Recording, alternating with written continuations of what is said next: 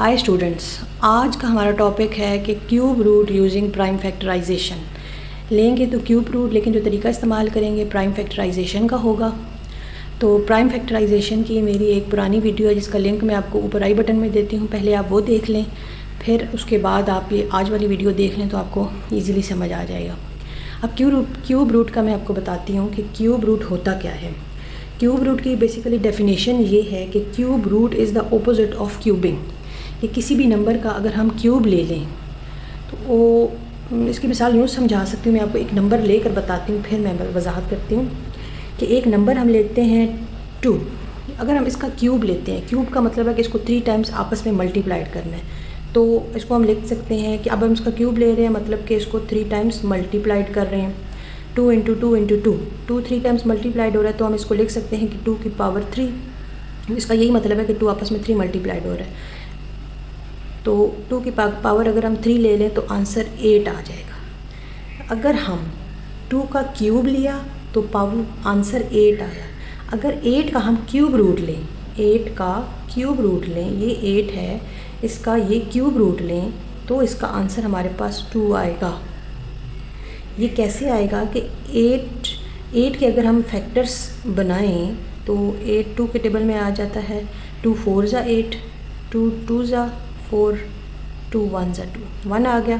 तो इसका मतलब है कि ये 2 जो है वो 3 टाइम्स यहाँ पर आया है, तो हम इसको लिख सकते हैं 2 इंटू 2 इंटू 2, ऊपर ये क्यूब रूट साइन ऐसे ही आएगा। तो ये 2 इंटू 3, ये 3 इस 3 के साथ कैंसिल हो जाएगा, पीछे बच जाएगा 2। तो ये मतलब कि 8 का क्यूब रूट लेने से हमारे पास आंसर जो मैंने ऊपर 2 लिखा है ये इस तरीके से आया है। मीन्स के cube root is a opposite of cubing. ठीक है, तो इसकी एक एग्जांपल मैं आपको करवा देती हूँ, फिर आपको इजीली समझ आ जाएगा। ये क्वेश्चन 1 है 1 3 8 2 4। अब ये एक लॉन्ग क्वेश्चन है, तो हम इसका क्यूब रूट ले रहे हैं प्राइम फैक्टराइजेशन के ज़रिए। तो पहले हम इसके फैक्टर्स बनाएंगे। 1 3 8 2 4।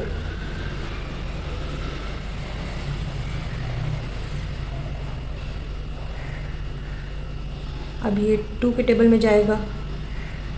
2 6 ज़ा 9, 1। उसके बाद फिर 2 के टेबल में जाएगा।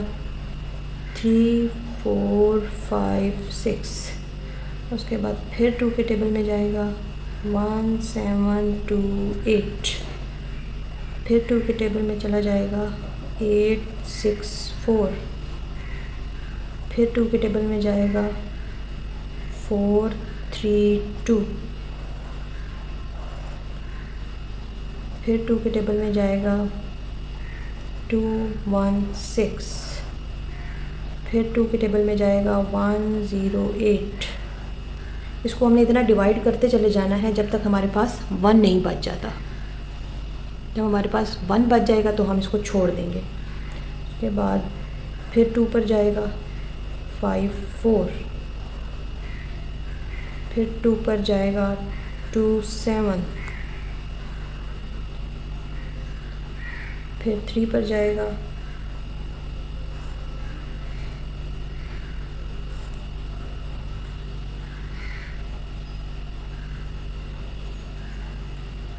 अब हमारे पास यहाँ पर 1 बच गया है, तो हम सारे फैक्टर्स हमने कंप्लीट कर लिए हैं। तो अब हम यहाँ पर ये लिखेंगे कितने टाइम्स। 1 2 3 4 5 6 7 8 9। 2 जो है वो 9 टाइम्स आ रहा है।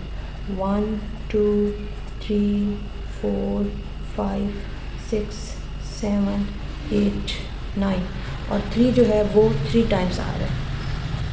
3 इंटू 3 इंटू 3। अब चूँकि ये क्यूब रूट है, क्यूब का मतलब होता है पावर जिसकी 3 हो, तो हम पेयर्स बना लेंगे। अंदर 3 फैक्टर्स रखेंगे। एक पेयर ये बनेगा, एक पेयर ये बनेगा, एक पेयर ये बनेगा, एक पेयर ये बनेगा। तो इसको हम पहले वाले को लिख सकते हैं 2 पावर 3 मल्टीप्लाइड, इसको लिख सकते हैं 2 पावर 3, इसको लिख सकते हैं 2 पावर 3, इसको लिख सकते हैं 3 पावर 3। इस तरीके को जो लिखना होता है उसको हम कहते हैं हमने इंडेक्स नोटेशन फॉर्म में लिखा है। अब इन सब की पावर 3 है और ऊपर क्यूब रूट है, तो ये एक दूसरे का इन्वर्स हैं, तो ये सब कट जाएंगी। ये पावर 3 क्यूब रूट के साथ कट जाएगा, ये 3 क्यूब रूट के साथ, ये भी 3 क्यूब रूट के साथ, ये भी 3, सब अकेले हो जाएंगे। 2 इंटू 2 इंटू 2 इंटू 3, इन सबको आपस में मल्टीप्लाइड करेंगे तो आंसर 24 आ जाएगा।